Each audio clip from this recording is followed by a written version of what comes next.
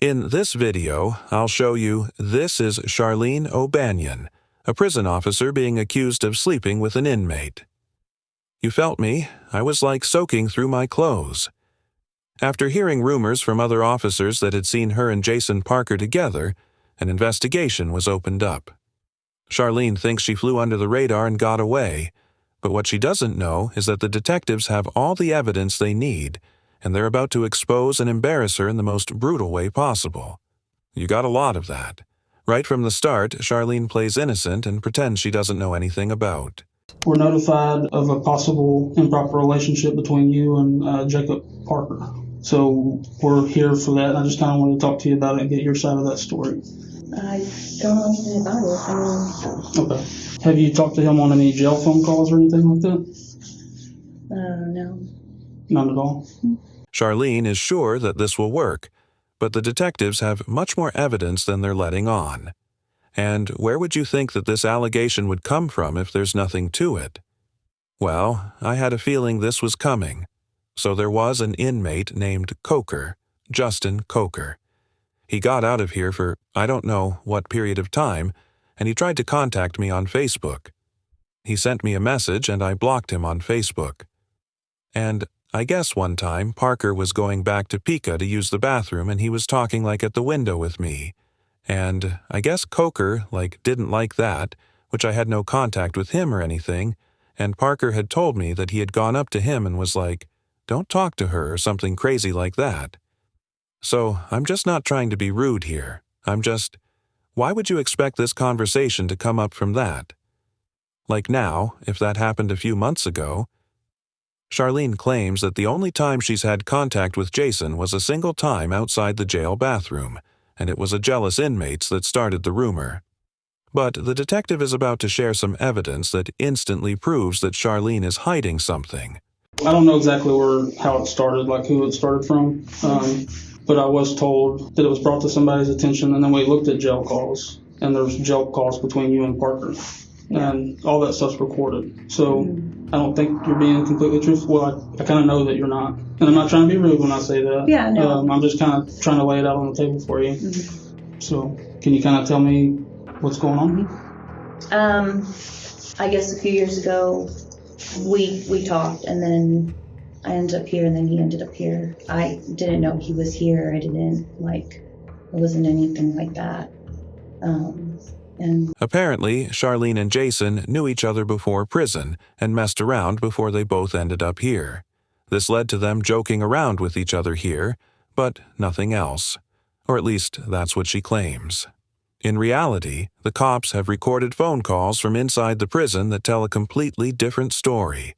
So what about some of these phone conversations? No, not here or the phone. No, I just mean conversations you are having on the phone. No, since he's been in here like sexual. Well, not. I'm not saying having phone sex, talking about sexual acts.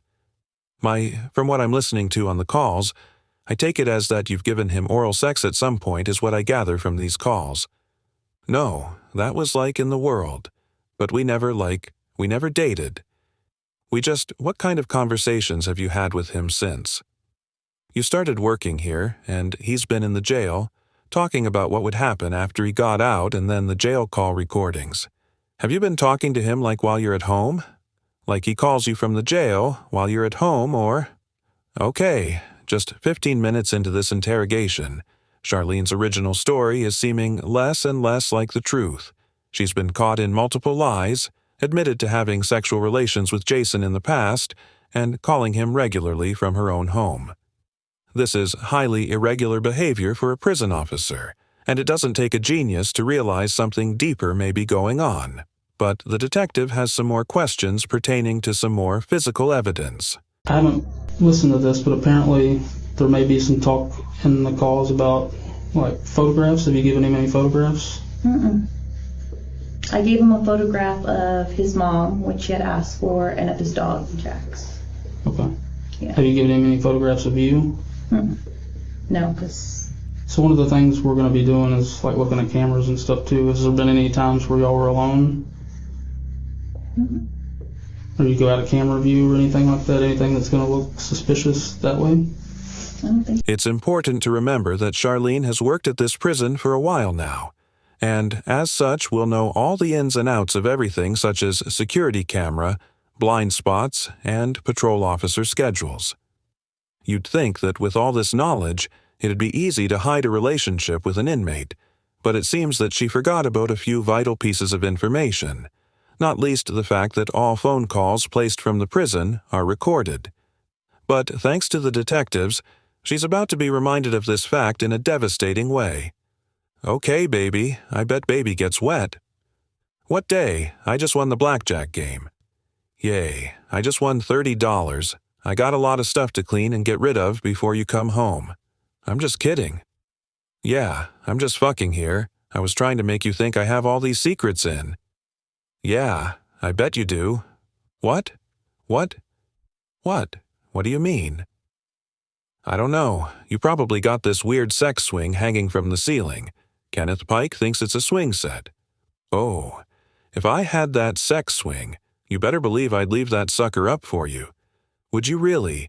Hell yeah. You're letting me put you in it? Yeah, with a gag ball and everything.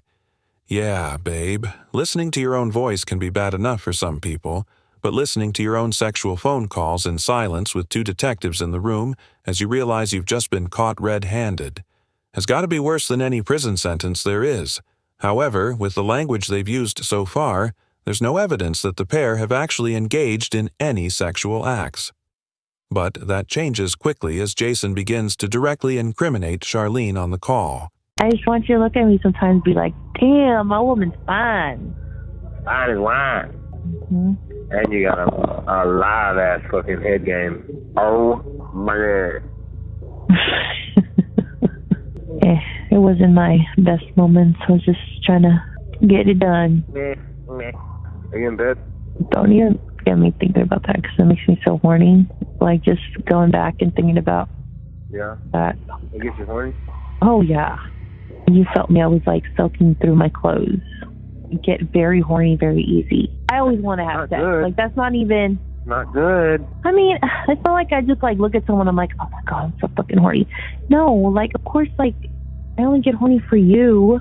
You kind of see how that sounds from like my point of view, like a more recent thing than 3 years ago. No. The audacity she has to say no after hearing that phone call is truly remarkable. But, to her credit, she's not going down easily. The detectives try asking her if she thinks Jason would cover for her, and she still doesn't break, sticking to her story that everything that happened outside of prison. Technically, this story could still be true with this phone call, but it definitely is odd for the couple to be recounting events from over 3 years ago in such detail, especially when earlier she struggled to remember any details about the relationship. You talk about how profound this was. Like just giving him this blowjob was that you don't remember anything about it. It's like telling me something, but you're having trouble coming up with details. But you know what I mean. Like if it's that profound, I mean, I gave him a blowjob. How do you describe the blowjob? I mean, is that... Well, I want to know about the blowjob and just... So, if this is a factual thing that happened 3 years ago, I feel like you would kind of remember some stuff about it. Like I said. Yeah, I mean, like we said in the car, like when I asked you who was there, him, of course, like when y'all met or whatever, and then when I asked who else, you said it was a bunch of friends. Yeah, but you can remember one thing that you think about it for 30 seconds. So that's not making sense to me. You seem to have blanks in your memory when we get to certain details, but you remember being groped in the blowjob from 3 years ago. Find that hard to believe. Okay, this is your one chance to be honest with us. Once we get up and walk out and we're done, we're done. Have y'all had any inappropriate contact, whether it's groping, blowjobs, vaginal, anal sex, anything, hand jobs? Yes, I'm being vulgar to get a point across. Yeah, no, it's not. None of that. Just as the detectives say, things really aren't adding up. Yet she's still sticking to her story. Or at least she was before a switch flipped and she said this. And what is it? I might have given him a blowjob in that part of being caught. How long ago was that? I don't know. Months ago. The secret's out and Charlene has confessed. But this matter is more complex than it may seem in cases of officer-inmate relations. The main question that arises is the issue of consent. Given that Jason and Charlene knew each other prior to being in prison, it's not wrong to assume that consent went both ways in this interaction. However, in these cases, that's actually completely irrelevant. According to a 2005 report, federal law criminalizes all sexual relations and contact between prison staff and inmates, and that all sexual relations between staff and inmates are considered abuse, even if the act would have been considered consensual if it occurred outside of a prison. This is because of the huge amount of inmate abuse that was observed in prisons. In 1996, it was estimated that between 12 and 14% of all prison inmates had been sexually assaulted, and the officers were rarely punished. So, to prevent this, a zero-tolerance policy was introduced to try and prevent abuse towards inmates. A policy, it seems, that Charlene completely ignored. I'm going to ask, but I feel like I know the answer. I'm losing my job, so that's not really up to me. Internal Affairs is aware investigation is separate from ours because it's two totally different. Thanks. So, yeah, what kind of charges would like? So, it's illegal to have sexual contact with an inmate as an employee. So, I said the ball kind of be in their court, but I'll let you know as soon as they hear something. I mean, can I go joke? That's up to the DA's office. As it turns out, Charlene would lose her job, and the only time she'd ever be allowed back in jail would be for the 100 days that she'd be made to serve after being found guilty of sexual activity with a person in custody. Thank you very much for watching the video. Subscribe our channel for next video.